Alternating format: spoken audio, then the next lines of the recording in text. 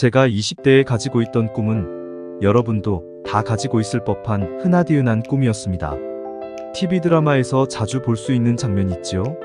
넓은 단독주택에 잔디가 깔린 정원에서 일도 하고 식사도 하고 여행 가고 싶을 때면 언제든지 떠날 수 있는 자유로움과 일평생 돈 걱정은 일절하지 않고 살고 싶은 생각 말입니다. 저는 그런 생활을 실현하는 수단으로 고시 공부를 선택했었습니다. 요즘 20대 초반이면 직장 문제가 가장 큰 문제이지요. 저도 어릴 적에는 고시 공부를 통해서 사회적 지위를 상승시키고자 하는 명예욕구가 많았지만 점점 더 나이가 들어갈수록 생각이 바뀌더군요. 우리가 선택하는 모든 직업의 궁극적 목적은 생계 문제 해결로 귀착된다는 것을 알게 되었습니다. 좀 더 나은 대학교를 들어가려고 황금 같은 청소년기에 오로지 공부에만 매달리면서 아무런 추억도 없이 지냈던 그 모든 행위들이 결국은 잘 먹고 살기 위한 몸부림이었다는 사실도 나이가 들어가면서 느끼게 되었습니다. 여러 가지 형편상 고시 공부를 그만두고서 이런저런 사업을 시작했습니다.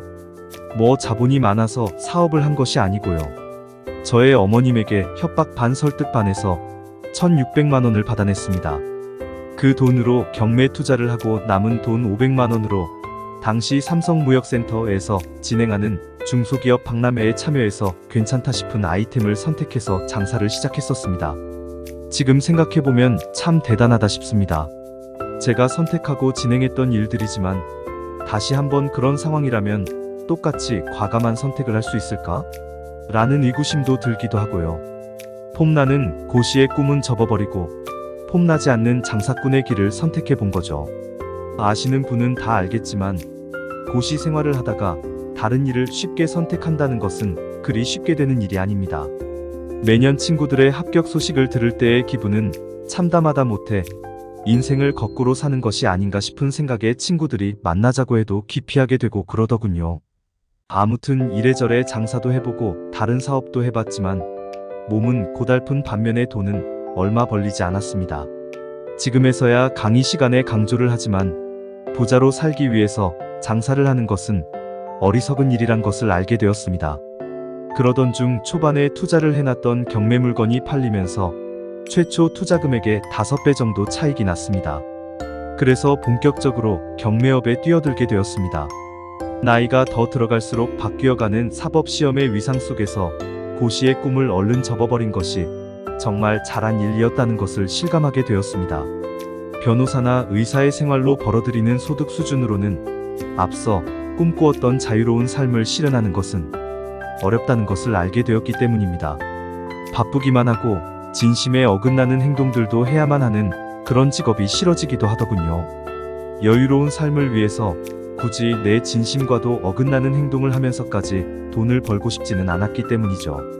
경매 투자는 철저히 내가 하고 싶은 대로 하면서도 돈을 벌 수 있다는 점이 마음에 들었고요.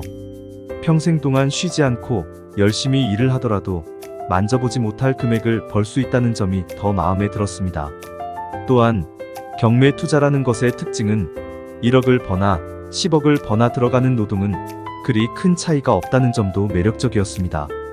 바쁘게 일을 해야만 돈을 버는 직업군이 아니었기에 앞서 말씀드렸던 여유로운 삶과 일치하더란 말이죠. 저는 누구에게도 경매라는 것을 배우지 못했습니다. 그냥 책을 몇 권 정도 보고 망설임 없이 바로 투자를 감행했었습니다. 요즘 수강생들 보면 공부를 어디까지 하고 나서 그때 가서 투자를 한다고 생각들 하더군요. 이런 생각이 틀렸다고 말하는 이유가 바로 그것 때문입니다.